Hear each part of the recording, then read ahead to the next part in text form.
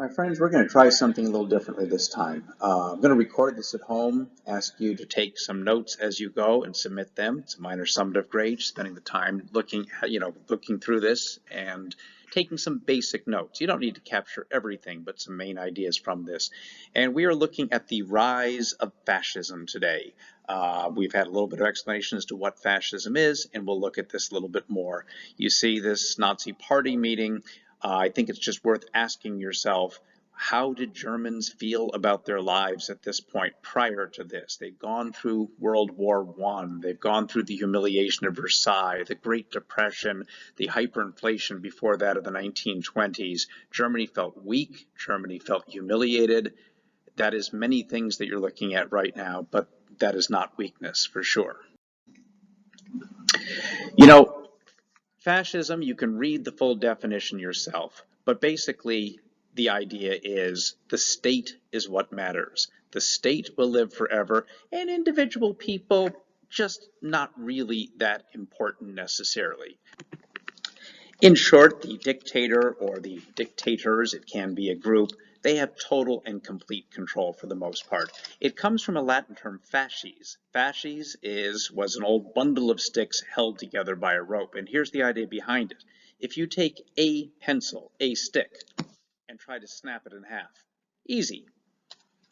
If you take 100 or 1,000 or even more, you can't possibly break them in half. In other words, a single individual person, weak, meaningless, pointless, but if you bind them together with a tightly held dictatorship, it is strong and powerful. And that's the idea behind fascism. It's nationalism above all else. In 500 years, we'll all be gone. Who cares about the individual? But in 500 years or 5,000 years, the powerful state may still live on. Won't spend much time with Mussolini, but Benito Mussolini was the Italian dictator who first called himself a fascist and took power in 1923. Didn't get along with Hitler in many ways, but they formed an alliance during the war. I don't think we need to do more with Mussolini for the purposes of this class. This is kind of interesting. You will see that the German economy in the 1920s is in free fall. Now remember, 1918, already terrible shape. The war had devastated Germany. The 10–15% of people's body weight was gone, 2 million dead, millions more injured, fields bombed out, factories in disrepair, and then of course the Treaty of Versailles that blamed Germany entirely and also forced Germany to pay these reparations. Inflation, like inflating a balloon, making it get bigger, when it refers to economics, it means prices going up. We are right now in 2023 in a period of time which there's been global inflation. We're seeing prices going up 5, 10, some places 15% a year. That's a problem. This is not inflation that Germans were living with. This was hyperinflation. It was out of control. And to give you an idea, in 1920, there was a German Deutschmark where one Deutschmark was worth about 30 US cents, something like this. You'll notice that by 1922, they start printing up and using 10,000 Deutschmark notes. Now, obviously, one Deutschmark is worth almost nothing. You march ahead a year, and the bank is now printing 500,000 Deutschmark notes. A couple months later, 10 million Deutschmark notes, all the way to November of 1923, 100 billion, not million, billion Deutschmark notes. In other words, what is one Deutschmark worth by November of 1923? It's not worth anything. The money is just pieces of paper, and there are stories of people bringing giant sacks of bills of any denomination trying to get a loaf of bread. For the most part, people simply won't accept it. There's nothing inherently valuable about that paper. It's that people believe it has value. Well, nobody in Germany did believe this.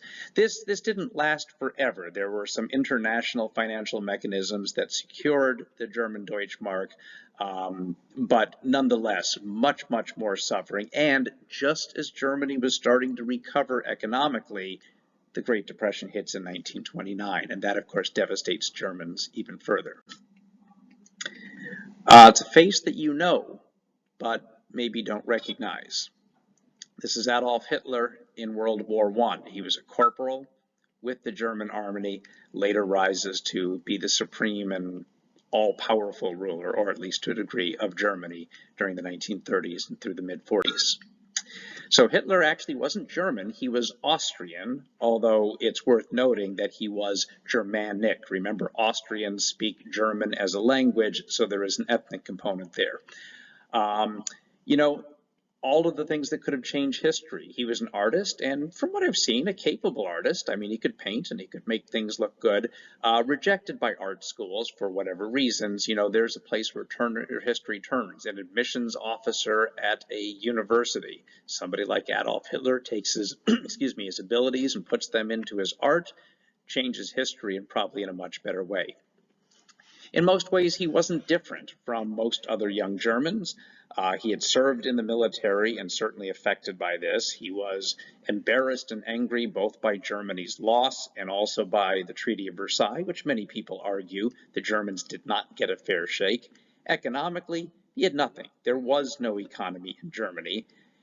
Anti-Semitic, which means anti-Jewish, anti-communist, you know, both of these were common things in Germany and really throughout Europe at this point. Hitler perhaps had a kind of on overdrive with this, but hostility toward Jewish people or other ethnic groups, this is not new. We saw this with Europeans who certainly didn't see Africans as equal. We have a long history of the slave trade, and it's not unique to Europe either. Prejudice, racial hatred, ethnic hatred, it is a part of many societies. Why does anti-Semitism, why does racial hatred take the power that it has in Germany? A lot of that is probably tied into the economics. People were desperate, looking for answers. So Hitler founds a party called the National Socialist Workers' Party, otherwise known as the Nazis. They were not socialists, by the way. It was actually as much as anything, an attempt to use a term that was popular with some folks, but definitely not socialists. Led a rebellion in 1924 that was really just kind of a joke. I mean, he got some people out, they raised some trouble, they were arrested, spent time in prison, not a serious attempt. Is really important, though, that while in prison, he wrote a book called Mein Kampf, and that is My Struggle. And I got to tell you, as a history teacher, his understanding of history is just brutal. He has very, very, very little understanding. He believed that the so-called Aryans, who became the dominant people in India long ago, were actually Nordic warriors that came down from the northern part of Europe. All of this is untrue. They probably came from the modern-day Middle East, from Iran. All kinds of theories of history about the superiority of certain races that don't make much sense, and even his biology knowledge was absolutely awful. The idea of genetic superiority of certain races, etc. You know, it was crazy stuff for the most part, and it's not something that many well-educated, intelligent people would sit down and say, aha, this makes perfect sense, it's well-researched. It's not, but it does have an emotional tone to it, and again, you'll see how that sort of plays out. Initially, when he's released from prison, he tries to restart the Nazi Party. You know, I'll tell you, he's not taken very seriously. He's not seen as a serious character. The ideology he espouses, it's just kind of random. But it is true, though, that he is able to organize mainly some younger men who are feeling desperate, who are feeling embarrassed, who can't make their lives. They're called the brown shirts. They wear distinctive shirts that identify them as Nazis. And, you know, most part, they're basically thugs. They go into streets, they break up meetings, they cause trouble, etc. You would think that the powerful people in Germany, the business interest, would see him as a dangerous man. They don't take him seriously enough. And in fact, a lot of business leaders say, you know what? This Hitler guy, he's a nutcase, but he's causing some trouble with the communists. Honestly, we can use him and his street fighting guys to take care of the communists we don't care much for. We're not going to have any problem with this guy. But again, remember the economic and political chaos this is happening. People are desperate. The Nazi Party starts to grow. They win some seats in the 1930 elections. In the 1932 elections, the Nazi Party has the most parliamentary seats of any. Now, it is not a majority, But you don't need a majority in a parliamentary system. You form alliances with other small parties. His party ends up being the dominant party, and he is appointed as the leader of that party to be the chancellor. That's the prime minister. You could call it the president, but it's really the prime minister of Germany. I think that's an important point, though, that Hitler does not seize power. He is elected to power, so it happened through a democratic process. He had promises about Germany being reborn. He said Germany will have a third Reich, a third kingdom that will last for 1,000 years. Now, what proof does he have of a German kingdom to rule and hold power for 1,000 years? None. But of course, if you're creating myths like this, arguments that you can't really argue against, it's pretty hard to disprove it. You can just say, oh, I don't think so. But maybe you want to believe, because he's talking about a rebirth. He's talking about German glory. Again, to a society that is doing pretty well, I don't think people pay a lot of attention to him. But this is not a society that's been doing well. He says the German people need Lebensraum. Lebensraum means living room, living space is what it means. Because the German people are strong, they are powerful, and they cannot be confined to such a small territory of land. Of course, he is at this point looking toward Eastern Europe. His belief in what he called the Aryans, and again, just kind of made up history, but white supremacy. There are superior races, there are inferior races, and we need to have the superior races prosper and multiply and limit the impact and even the size of those quote-unquote inferior races.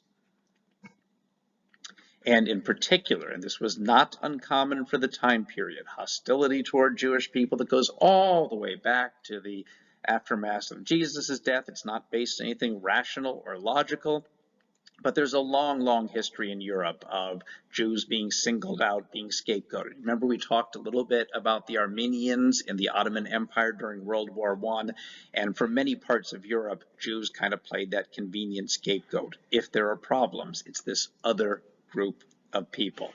And Hitler took that to another level, obviously, and the Nazis did. Won't worry about that as much, but Hitler was not so much about specific fascist ideology so much as what worked for him. Propaganda was key, making it look good, making it look beautiful. And propaganda works in two ways, making you feel good about yourself and about the movement, and making you fear the other. And obviously, you look at these are strong, these are beautiful people, it is sunny, it is bright, it is hopeful. And then on the other side of things, you see our choices, victory or Bolshevism. You compare the two and you see that menacing, hideous, ugly figure overseeing this misery, contrasted with what Hitler would bring the German people, beautiful mother with little baby child and happy and joy. And again, you see the power over here, the imagery of the strength of Germany. I got to keep saying that. German people had felt nothing but weaknesses for 2 decades. Well, Hitler is bringing strength. Start to get a sense of where this is going in Germany. The Nuremberg laws. 1935, Nuremberg is a city in Germany, which put extreme and absolute limitations on Jewish people. The mixing, marriages, etc., between German Jews and other Germans. Officially, Jews were second-class citizens, limitations on travel, on business ownership, etc. And, you might think, well, how can the other countries of Europe allow this to happen? But I will ask you, thinking back to United States history at this point, where many of these same laws applied absolutely to black people, how different are these than the so-called Jim Crow laws in the United States? Now, I don't want to say that the eventual Holocaust and mass murder of Jewish people at the same level is quite equivalent, but it's the same mindset. Superior, inferior races, major limitations on the rights and humanity of that weaker group. And you start to see this happening. An elderly Jewish man simply surrounded, harassed, embarrassed, humiliated. Of course, it gets far, far worse than that. You start seeing in the propaganda posters, we looked at the glorious and the beautiful, and these are our people and our movement. And then you see Nazi Party, which initially, of course, is in the backdrop. But once they attain power, this is what you start seeing and published. And it appears in classrooms and children growing up seeing this. The first one who says, whoever wears this is an enemy of our people. That, of course, being the Star of David. Jewish people are eventually forced to wear them. The true Jew, he's a communist, he's got a whip, and he's after money. The Jew, this would say Krieg anstifter, Kriegverlängerer, war starter, war behind the curtain. It's war starter and war continuer behind the curtain, this horrifying, hideous face. Now, I want to point out I grew up in a largely Jewish suburb of Detroit, Michigan. I have never, ever seen a Jewish person or another person with that kind of a horrible, hideous look. These are caricatures. It's supposed to strike at emotion. And when you balance that with the great things we're bringing you and you create fear, fear is a great motivator. And again, I show you these not to, of course, speak out against any racial group at all, but to show you the danger in this type of propaganda and the emotion that it has upon people. I mean, this is your high school biology text, in which you would have to know the facial features and the skull shapes, because that was considered important for the very races of humanity. And then you would also have to know which are superior, which are inferior. It's indoctrination. It's not based in biology. It's not based in science. It's not based in logic. It's based on emotion. It is based on indoctrination, getting people to memorize exactly what the true answer is, and certainly don't ask questions. I mean, you see these examples. Basically, this is an elementary school text, and kids are told, how do you identify a Jew that is in our area? Now, first of all, they're supposed to wear that Star of David on them by the 1935-36. All Jewish people in public had to wear that. But what do you do if somebody's not wearing it? What if one of those alien elements is trying to sneak in? Well, they look like this. They have a nose like this. They do these types of things. And kids were trained to seek out Jewish people and other inferior, notice the quotation marks, races within Germany. That was their duty, and they were trained to do it. Little sidestep, this was Hitler was given the 1936 Olympics in Berlin. It was supposed to be the show of the superiority of the German superhuman being, the Übermensch, the Germans like to call it. Just sort of a nice story amidst all of this is that Jesse Owens, a black man from the United States, son of a sharecropper, very poor background, was the star of the Olympics. And apparently Hitler stormed out of the Olympic arena because he could not stand to see one of these inferior peoples defeat his pure Germans. And again, you're seeing the power, the strength, the order. By the way, notice what's happening here is a book burning. Anything that was considered to be non-Nazi, non-supporting the Aryan master race, books written that would basically question anything politically, written by Jewish authors or Jewish scientists, and controlling the art that people had access to, controlling information, huge part of fascism. We had mentioned Mussolini in 1923 takes over, a fellow fascist. There actually, as we'll touch upon later, there had already been a war begun in East Asia at this point. Japan had invaded part of China in 1931. This is the first European power getting involved in this war. Invades Ethiopia. Ethiopia, remember, is that independent African nation that had never been taken over. Italy had tried to take over in the 1890s, unable to do it. Mussolini, with modern warfare, is able to move into Ethiopia and claim it for himself. The Ethiopians continue to fight back, and it's something that causes the Italians a lot of difficulty despite all of their weapon superiority. Question might be, what is the League of Nations doing about this? What is the international community doing about this? This is clearly just an invasion, and it's not acceptable. Well, there is disapproval, there's clucking of tongues, but you know what? We've got a depression going on. We are only 15, 17 years removed from the end of World War I. Are France and Germany really going to go to war to protect African peoples? And the United States has pretty much withdrawn from the world arena at this point, not even trading a lot because of the Great Depression. So the United States is not going to get involved either.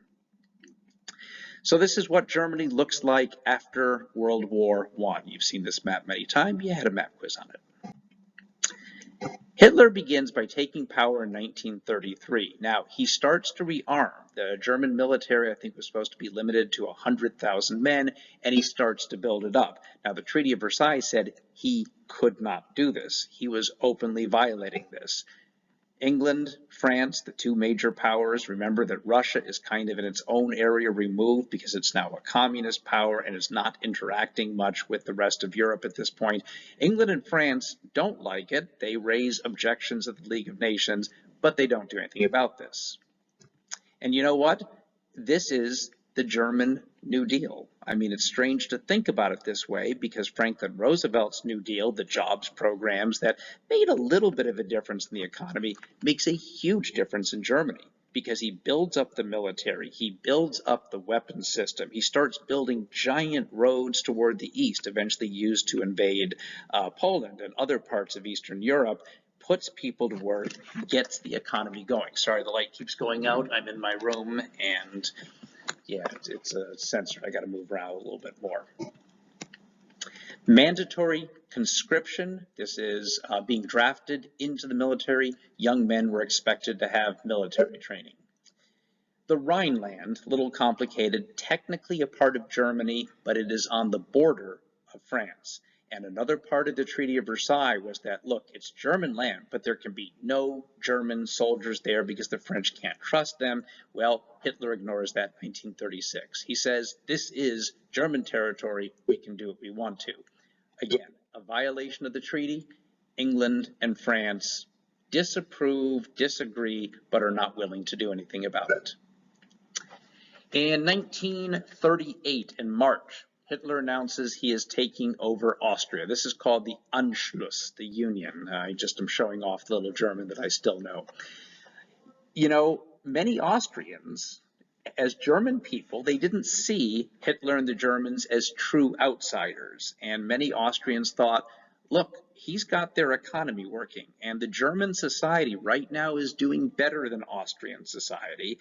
And although there are certainly people objecting, and objecting quietly and privately, for the most part, the Austrians allow this to happen. The Austrian government pretty much surrenders the keys to the state, to the Germans. Germany and Austria are now one, a larger, stronger, fascist, and growing military power. Once again, England and France don't approve, but they do nothing about it.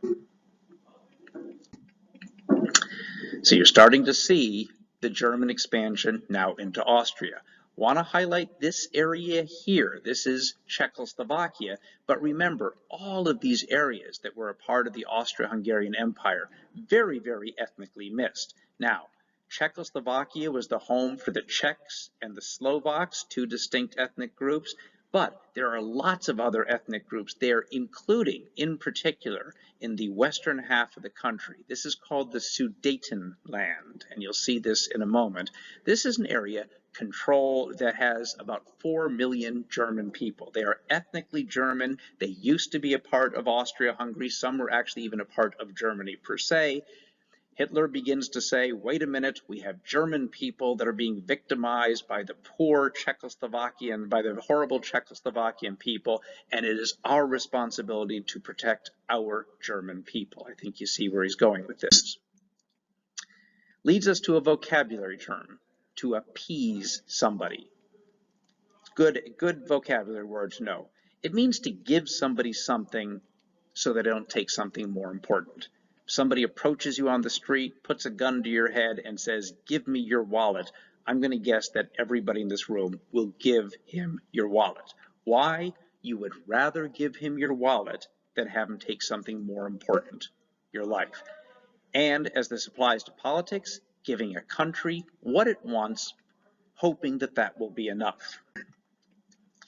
How does this play out? Well, it really is what England and France, as the other dominant powers of Europe, as Hitler begins to expand, they say, well, look, maybe if we let him occupy the Rhineland, that's all he's going to want. Maybe if he gets to build up his military, that's all he'll want. Okay, Austria. All he wanted was Austria. Fine, that's great. Maybe that'll be enough.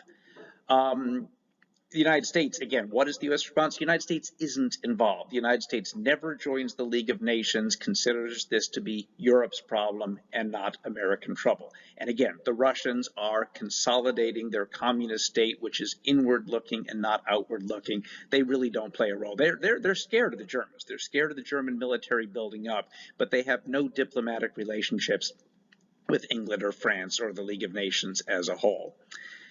In 1938, in September, Hitler announces he is moving into that part of Czechoslovakia. He says, German people are there. We must protect them. Again, it's a ruse. There's no great concern about German people there. It's an attempt to take more land.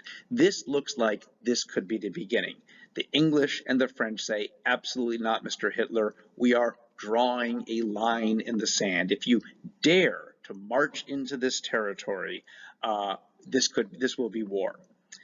Of course, the English and the French, still in a depression, still with memories of World War I, not wanting to return to this, continue to hold out hope that maybe this is all Hitler is going to want.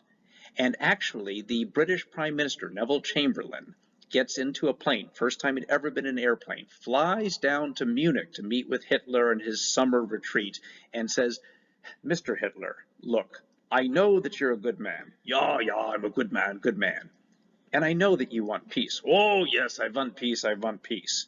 And I know that you are an honorable man. Oh, stop, you embarrass me. Mr. Hitler, let me give you this deal. If you promise that you will make no more demands on any territory, we will allow you to take over this small part of Western Czechoslovakia. Do we have a deal? And Hitler says, absolutely, we have a deal. I promise you, we will not take any more land. I don't want to shock or disappoint or disillusion anyone, but Adolf Hitler was not a man of his word. Yeah, Prime Minister Chamberlain of Britain said it was peace in our time. We were going to create peace and it was going to last, and it does not last. Almost immediately, I think it's within about 5 months, Hitler moves into the rest of Czechoslovakia. Hitler is on the march. Now, those early laws, the Nuremberg laws against Jewish people, you know, it was dangerous. It was bad. People understood this. Around the world, people are concerned. Certainly people, Jewish people in Germany, now in Austria, now in Czechoslovakia, and the surrounding areas, as there's a lot of thought that Hitler might continue to push his forces into Poland, where there are, 3 or 4 million Jewish people. I think in Poland, there's a lot of fear and concern. People often ask the question, well, why didn't Jewish people just get out? Of course, the reality is you don't have the money. Your family is there. It's not like you get to walk out with everything that you have. Where would you go, etc. This is when the world really rakes up what may happen. The story was that a German ambassador, a diplomat, was shot and killed by a man who is Jewish in Paris. And according to Adolf Hitler and the Nazis, they tried to protect their Jewish citizens, but the German people were so angered by this that they spontaneously went out and attacked Jewish businesses and burned down synagogues. And, you know, we tried to protect them, but understandably, the German people were so angry by this. Now, again, said it wasn't planned. I think if you look at this map on the same night, each one of those dots represents a place where Jewish neighborhoods and businesses and people were attacked. It was coordinated, obviously. This is the plan. You notice, by the way, that extends to Austria. You notice it extends to that Sudetenland, that part of Czechoslovakia. Clearly, this is going to lead to something else. Still, you wonder why didn't all Jewish people get out if they could? Nobody could have foreseen what was coming. I mean, worst case scenario that you could have imagined would not have been that Holocaust that we'll look at later in this quarter.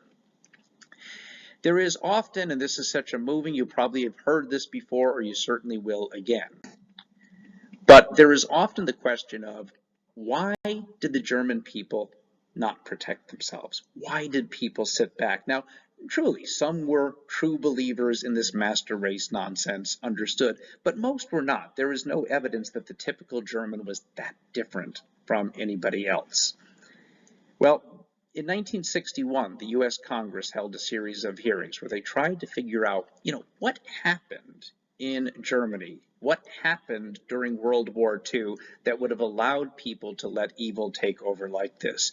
And a Protestant minister named Martin Niemöller testified. And he was asked that question. And it was like, Pastor Niemöller, why did you sit back and do nothing as this kept building and building and building? And his words, they're pretty powerful. He said, in Germany, the Nazis came for the communists, but I didn't speak up because it didn't affect me. I was not a communist. And then they came for the Jews, and, bad, but I wasn't a Jew, so I didn't worry about it. And then he started attacking the Catholic Church and rounding people up who are Catholic leaders. And, again, I wasn't Catholic, so I kind of sat back and kept my mouth shut. And they started going after union leaders and political radicals and so forth. And again, it wasn't me, so I didn't worry about it. I'm obviously paraphrasing. But then at the end, and then Hitler attacked me and the Protestant Church, and there was nobody left to be concerned. In other words, divide and conquer, separate out people. How do you fight something like this? It really is, it's got to be unifying with other people, standing up for people who are being victimized, even if it's not you. But most Germans could not see that, or didn't have the courage, or again, could they have predicted the future that was coming? It seemed too impossible. Right, that's a quick look at the rise of fascism and the policies of appeasement, and we're going to move on to the beginning in Europe of the Second World War. Again, you should have taken some notes on this and come up with a couple of questions for class, and we'll talk about them in class. Thank you very much. It's been good to talk with you.